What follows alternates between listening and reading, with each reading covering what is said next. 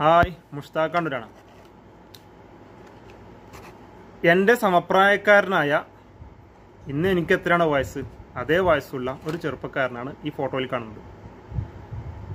അദ്ദേഹത്തിൻ്റെ പേര് ഇഷാൻ മുഹമ്മദ് എന്നാണ്. ഈ ഫോട്ടോ കണ്ടാൽ നിങ്ങൾക്ക് മനസ്സിലാവും, സുന്ദരനായ, സുമുഖനായ, എന്നേക്കാൾ സുന്ദരനും സുമുഖനുമായ ഒരു ചെറുപ്പക്കാരനാണ്. കാണുമ്പോൾ നല്ല ആരോഗ്യവാൻ അല്ലേ? എന്നാൽ ഇന്നത്തെ ഇഷാൻ മുഹമ്മദിൻ്റെ അവസ്ഥ എന്താണെന്ന് ഞാനൊന്ന് നിങ്ങൾ അറിയേണ്ടതുണ്ട്. അതായത് വീഡിയോ കണ്ട ഉടനെ ഒരു 2 മിനിറ്റ് ഫോൺ അവിടെ വെച്ചിട്ട് പൊട്ടിക്കരഞ്ഞു പോയ ഒരു രംഗമായിരുന്നത്. ആ ഭാഗം നിങ്ങൾ കണ്ടു നോക്കും.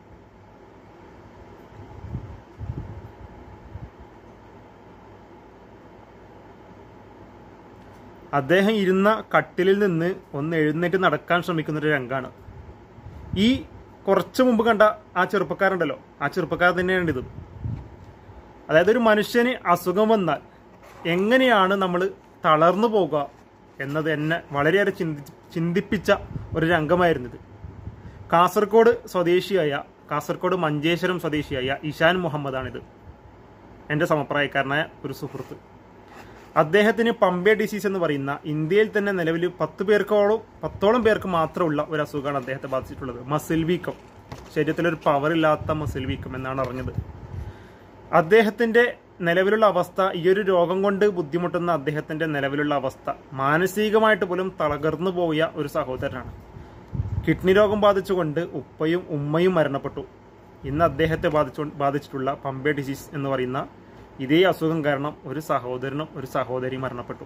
2 വർഷത്തിനടുക്കാണ് ഈ 4 മരണങ്ങൾ സ്വന്തം കൂടപ്പിറപ്പുകളെടുത്ത് അദ്ദേഹത്തിന് കാണേണ്ടി വന്നത്. അതിൽ ഉപ്പയുമുണ്ട്, ഉമ്മയുമുണ്ട്. ഇന്ന് അദ്ദേഹത്തിൻ്റെ ഈ രോഗം ചികിത്സിക്കുന്നത് മണിപ്പാൽ KMC ഹോസ്പിറ്റലിൽ നിന്നാണ്.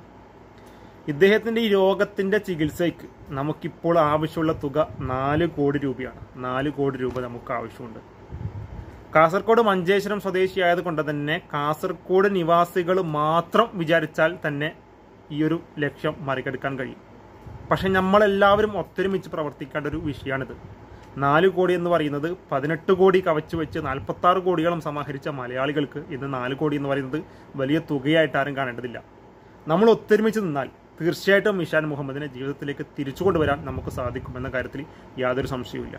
ഞാൻ നേരത്തെ പറഞ്ഞതുപോലെ എൻ്റെ കണ്ണ് നിറഞ്ഞു പോയ ഒരു 2 മിനിറ്റ് ഞാൻ ഫോൺ അവിടെ മാറ്റി വെച്ച് കരഞ്ഞു പോയ ഒരു രംഗമായിരുന്നു അദ്ദേഹത്തിൻ്റെത്. കാരണം അതിനു മുമ്പ് ഞാൻ ആ വീഡിയോ കാണുമ്പോൾ അതിനു മുമ്പ് അദ്ദേഹത്തിൻ്റെ ഞാൻ ആദ്യം പോസ്റ്റ് ചെയ്ത ആ സൗന്ദര്യമുള്ള ആരോഗ്യവാനായ ചില ഫോട്ടോകളായിരുന്നു കണ്ടത്. ആ സഹോദരനാണല്ലോ ഈ ഒരു അവസ്ഥയിൽ ഇപ്പോൾ ഞാൻ കാണുന്നത് എന്നോർത്ത് മനസ്സങ്ങ് പൊട്ടിപ്പോയിരുന്നു. അപ്പോൾ എനിക്കെൻ്റെ പ്രിയപ്പെട്ട സുഹൃത്തുക്കളോട് പറയാനുള്ളത്, നമ്മൾ മലയാളികൾ ഒത്തൊരുമിച്ച് പ്രവർത്തിച്ചു കഴിഞ്ഞാൽ നമുക്ക് പല അത്ഭുതങ്ങളും സൃഷ്ടിക്കാൻ കഴിയുമെന്ന് തെളിയിച്ചവരാണ് നമ്മൾ. അത് ചാരിറ്റി രംഗത്ത് മാത്രമല്ല, മറ്റു പല രംഗങ്ങളിലും. അതുകൊണ്ട് തന്നെ ഈ ഇഷാൻ മുഹമ്മദിൻ്റെ ചികിത്സാ സഹായ ഫണ്ടിലേക്ക് നിങ്ങളെ കൊണ്ടാകുന്ന തുക പ്രിയപ്പെട്ട സഹോദരന്മാരെ നിങ്ങൾ നൽകണം. ഇതിനായിട്ട് ഒരുപാട് കൂട്ടായ്മകൾ ഉയർന്നു വരണം. ഒരുപാട് വാട്സപ്പ് ഗ്രൂപ്പുകളിൽ നിങ്ങൾ ഈ വീഡിയോ ഷെയർ ചെയ്യണം. ഫേസ്ബുക്കിൽ നിങ്ങൾ മാക്സിമം വീഡിയോ ഷെയർ ചെയ്യണം. ഇനിയുള്ള ദിവസങ്ങളിൽ ചാനലുകളും മറ്റൊക്കെ ഈ വാർത്ത റിപ്പോർട്ട് ചെയ്യും എന്നാണ് പ്രതീക്ഷ. അത്തരം വിഷയങ്ങൾ, അത്തരം വാർത്തകൾ നിങ്ങളുടെ കൺമുന്നിൽ വരുമ്പോൾ നിങ്ങൾ ഉണർന്ന് പ്രവർത്തിച്ചുകൊണ്ട് വാട്സപ്പ് സ്റ്റാറ്റസുകളായിട്ടും ഒക്കെ ആയിട്ടും ഇത് ഷെയർ ചെയ്തുകൊണ്ട് കൂടുതൽ ആൾക്കാരിലേക്ക് എത്തിച്ചുകൊണ്ട് ഇഷാൻ മുഹമ്മദിൻ്റെ ചികിത്സാ സഹായ ഫണ്ട് വളരെ പെട്ടെന്ന് തന്നെ വിജയിപ്പിക്കണം എന്നറിയിക്കുന്നു. അക്കൗണ്ട് നമ്പർ കൂടെ കൊടുത്തിട്ടുണ്ട്, ഗൂഗിൾ പേ നമ്പർ കൂടെ കൊടുത്തിട്ടുണ്ട്. മഞ്ചേശ്വരം MLA അടക്കം ഇടപെട്ടൊരു കേസാണ്. അതുകൊണ്ട് ഇതിൻ്റെ സത്യസന്ധതയെക്കുറിച്ച് ആർക്കും മറ്റുള്ള വേവലാതികളൊന്നും ആവശ്യമില്ല. അതുകൊണ്ട് പ്രിയപ്പെട്ട സുഹൃത്തുക്കൾ, സഹായം പോലെ തന്നെ വളരെ അത്യാവശ്യമാണ് നിങ്ങളുടെ സഹകരണവും. ഷെയർ ചെയ്യുക, വീഡിയോ മാക്സിമം ഷെയർ ചെയ്യുക, കഴിയുന്നവർ കഴിയുന്ന തുക നൽകിയിട്ട് സഹകരിക്കുക എന്ന് മാത്രം പറഞ്ഞുകൊണ്ട് നിർത്തുന്നു.